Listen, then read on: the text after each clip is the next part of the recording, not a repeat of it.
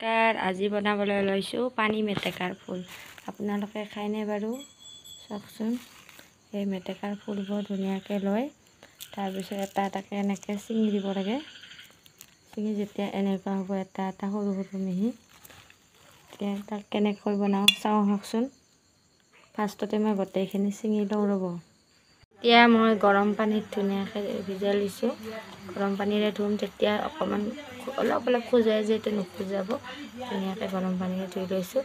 এতিয়া মই ধুনীয়াকৈ তৈয়াৰ ল'ম গৰম পানীৰ পৰা। আহি পাতি লৈছোঁ, তাত অকণমান তেল দিম। তেলখিনি গৰম হোৱাৰ লগে লগে পিঁয়াজ ধুনীয়াকৈ কাটি লৈছোঁ। পিঁয়াজ বহুতেই গৰম হ'ল, এতিয়া জলকীয়া দি লৈছোঁ। অকণমান ভাজি লৈছোঁ।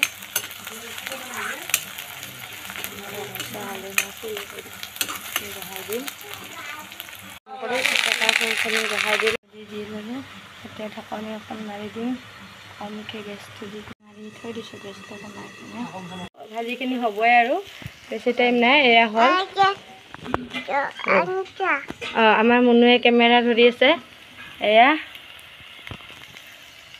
হ'ল আৰু আমাৰ ধুনীয়াকৈ ভাজি লৈছোঁ।